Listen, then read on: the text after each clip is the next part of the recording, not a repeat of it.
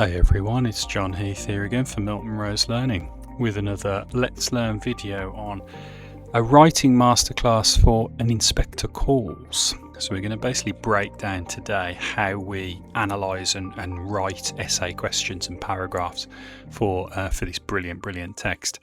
So we're going to start by unpacking exam questions because too many students dive in. So we're going to teach you how to break those apart first. Then we'll have a very quick skim of kind of key assessment objectives across the exam boards. And then we've got a really nice model answer, which we're going to break down and see how those objectives are kind of hit by a student. So it should be really useful for you when if you are writing on an inspector calls anytime soon. So first off then, let's look at what we would call unpacking an exam question. Okay. So let's zoom in first on the exam question. How does Priestley represent society as being unfair in an inspector calls? Now, a lot of students, what they tend to do is they just dive in. They just go, oh, forget this, John. Let's just dive in and start writing. And that's the first mistake that a lot of students make. What you've got to do is you've got to unpack the question. You've got to break it down conceptually to get a very clear grip on what you're actually trying to write about, because the questions are what we will call conceptual. They're quite deep and you've got to break them down, okay, to get a grip on them. So we're going to do that with you. Should not take us too long. So the first keyword, you can see them in yellow, hopefully. The first keyword for me in that question is how. This is a how question. That's a trigger word from the examiner. So let's break that down with a nice picture of Priestley there. How then? Now, how, what does that mean in this context? Well, it means focus on the techniques largely. So Priestley uses narrative voice, he uses dramatic irony, he uses characterization, which is quite complicated, to expose societal inequalities. That's how he's doing something, okay? Bearing in mind, I've had to think that through for a few minutes to kind of get at what that trigger word actually meant in the question. So it's very important. How normally means techniques, okay? Then going back to the question, what's the next keyword? I would say Priestley. Okay, it's often kind of left behind, but let's have a look what we think of that one. So how does Priestley do certain things? Well, by focusing on Priestley, we need to consider his purpose as a writer, and he was writing in response to World War II's destruction, so it brings in a little bit of context, which we'll talk about later. Priestley uses the play, therefore, as a vehicle for his socialist ideology. We all know that, don't we? It's a very political play. So by engaging and unpacking the word Priestley, it helps us to kind of engage with his authorial intention and him as a writer. Okay, very important. Then the next key word in the question was, how does Priestley represent society as being unfair? So let's just unpack that word, society. Priestley represents society as deeply unequal. We know that in the text. It's divided by class, by gender, by wealth, and by everything else. So the upper class, like the Birlings, enjoy comfortable middle-class lives and influence, but they often ignore their social responsibilities. We know that, don't we? So you can see by unpacking it at the start, I'm almost kind of developing some of my theses and ideas that I'm going to kind of use in this essay. And then last but not least, very quickly, it says unfair, society as unfair. So let's think about that for a second. So by lack of fairness, it means basically who holds power in the play and how do they hold it. Power in Bromley, which is an allegory for my home city, actually, of Birmingham, is patriarchal, financial and structural. I can analyse all of those points in this essay. And it's upheld through fear, guilt and social hierarchy. Okay, so what you can see very quickly, that was useful. That was really useful to unpack that question. And I've been making notes on keywords. I do that all the time with my students to make sure they understand a question conceptually. And I think we do now. How does Priestley represent society as being unfair in an inspector calls? Okay, so I think it's broken down. Now, the second kind of thing that we're going to just look at here is assessment objectives. So obviously when you're writing for inspector calls is marked, it's not just marked blindly. Okay, your teacher will have assessment objectives, kind of targets that they want you to hit in your writing, and you kind of need to do that if you want to prosper and get the top grades. Now, I would say across most exam boards, there's generally 4 main targets that you need to hit. Okay, and let's just whiz through them pretty swiftly. Now, the first assessment objective for me normally is it kind of hits this. It's academic expression. Now, don't worry, I won't go through all of this, but it's basically writing clearly and formally and very academic. Avoid any slang. Use subject vocabulary, so metaphor, juxtaposition, symbolism, those kinds of things, and develop your argument well. So you can see an example with the X next to it. This shows society is unfair. Well, that's a pretty rubbish expression. Or you could say this reveals society is structurally unequal in terms of finance. I'm saying exactly the same thing, but I'm saying it a bit posher. Okay, so you do want to talk the talk and develop that argument. So your first assessment objective is normally to do with academic expression.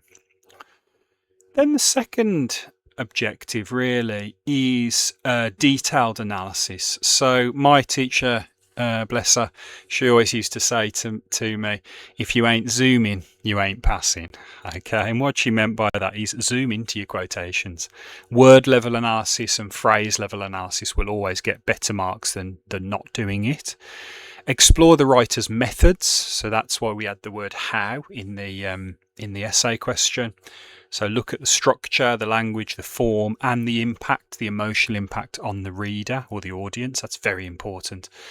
And say why the method is effective. So the word because becomes one of your best weapons for AO2. So you say, the noun people, for instance, humanises the working class in profound ways. And then you would say because, and you would analyse why to unlock the higher marks for your analysis. So your second objective is, basically zooming in and analysing that language.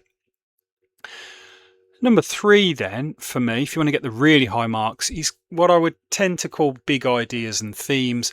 So try to go beyond the plot, think about the themes, the political messages of the text, obviously socialism versus capitalism here, and the authorial intention. What is Priestley trying to do? Now, for me, he's trying to soften British society and he's trying to open it up to socialist ideology. That's his authorial intention. So you've got to get at that and actually get that into your essays. Also, another good trick on there as well is to look at alternative interpretations. There often is more than one meaning possible. For instance, is Mr. Birling just an out-and-out villain, or has he been indoctrinated so much by capitalism that he can't break free? You could kind of debate that all day long. So do try and get into the alternative interpretations. You'll get more marks for that AO then. And the last one, relevant context. So context is all the history and the social kind of stuff that was going on around the time the play was written. So obviously this was written in the dying embers of World War II, when we just about fought off fascism and democracy was looking very weak, and everybody was returning to Britain and they wanted a better country to return to. But use context only when it deepens your analysis. Don't just throw it in like a history essay. It's got to be used to linked to your language analysis. Okay, if it's not linked, don't put it in. Okay, so you put your context in and then link it to your language analysis to make sure you secure context marks. Okay, so we have 4 assessment objectives there. Now let's see finally how those play out in a really good piece of writing. Okay, so first off, let's look. This is not a full essay, but it's just a really good paragraph, which I'll just read out for you to get a feel for it. And then we'll look at each assessment objective and how it was kind of hit effectively in the writing. Okay.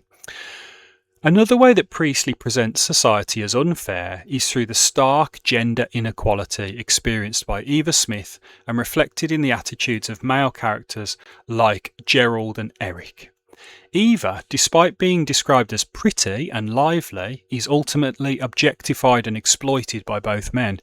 Gerald's treatment of her as a temporary escape, calling her Daisy Renton and giving her money and a room, may seem generous on the surface, alternative interpretation here, but Priestley encourages the audience to question his motives and recognise the deeply patronising nature of this relationship.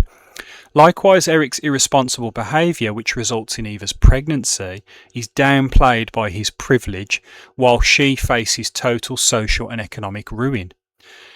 Priestley uses these gendered injustices to highlight how working class women were especially vulnerable in a patriarchal, male-dominated, and capitalist society. A modern audience may feel outraged or saddened by Eva's powerlessness, while a 1945 audience emerging from war and beginning to challenge gender roles might feel a renewed urgency for social change. Priestley's message is clear. Without collective moral accountability, the most marginalised will continue to suffer in silence. Bravo, that's a very, very good piece of writing. Okay, that's maximum marks. But most important for your writing, let's look now at just briefly at how each assessment objective was kind of hit. So, number one, the academic expression. Well, it uses a fluent formal style throughout, doesn't it? Look at some of the language. Objectified and exploited, patronising nature of this relationship. Lovely expression there. It employs subject-specific vocabulary, so capitalist society, patriarchal, and uses some language features as well. And it has a clear evaluative tone, so it's always evaluating. Priestley encourages the audience to question his motives. Probing a little bit deeper into the language is very, very good. Really good academic expression. Then how did it do number two? So that was analysing language and structure, wasn't it? Well, it zoomed in on keywords and phrases such as Daisy Renton, money in a room, irresponsible behaviour. It zooms in on key phrases and keywords that were used in the text, which is always good. It interprets these as more than surface details, so Gerald's language of renaming as erasing identity by calling her Daisy Renton. So it's looking at the implications of the language use as well, which is very, very good. Shows awareness of structural contrast as well. So the structure of the text, so men's privilege versus Eva's lack of agency. The gender disparity there was highlighted very, very well. Then how are the ideas and themes teased out a little bit more? We've kind of touched on that, but it links gender inequality to the broader themes of social class, power and morality. So it's linking themes together, which is very advanced. Develops an argument that Eva represents the intersection of oppression. She's working class and she's female. So there's that intertwining of themes, which I think is very sophisticated. And it evaluates the impact on different audiences. It differentiated between a modern audience, so like me and you, but also a 1945 audience in the dying days of World War II, where social change is much more urgent because millions of people had died. Okay, so again, I love that differentiation of audience. Then the last one, how does it hit the context? Well, it connects to patriarchal Edwardian society, capitalist exploitation, which is a contextual point. It integrates the 1945 context, as we just said, women's changing roles. I mean, it's awash with context. And the context really interestingly strengthens the argument. It's not just thrown in there. Okay, so rather than bolted on, I think it's said in there, a 1945 audience might feel a renewed urgency for social change. It has the context and then explains why they react in that certain way. So it's linked to the meaning. Okay, very, very important there. Okay then, right, a bit of a whistle-stop tour there, but hopefully really, really useful, and you can play this video back if you need to. But that provides some real guidance of how to analyse inspector calls in a really, really nice way before you start writing. So hopefully you found that really useful. Please do drop us any comments in the comments box if you want us to reply and stuff, if you've had a really good experience with your inspector calls kind of writing. Don't forget to hit the like, subscribe and tap the bell icon so you never miss another Let's Learn video again. And it just remains to say, as always, obviously thanks for listening, hope you've had fun, and we'll see you soon. Take care.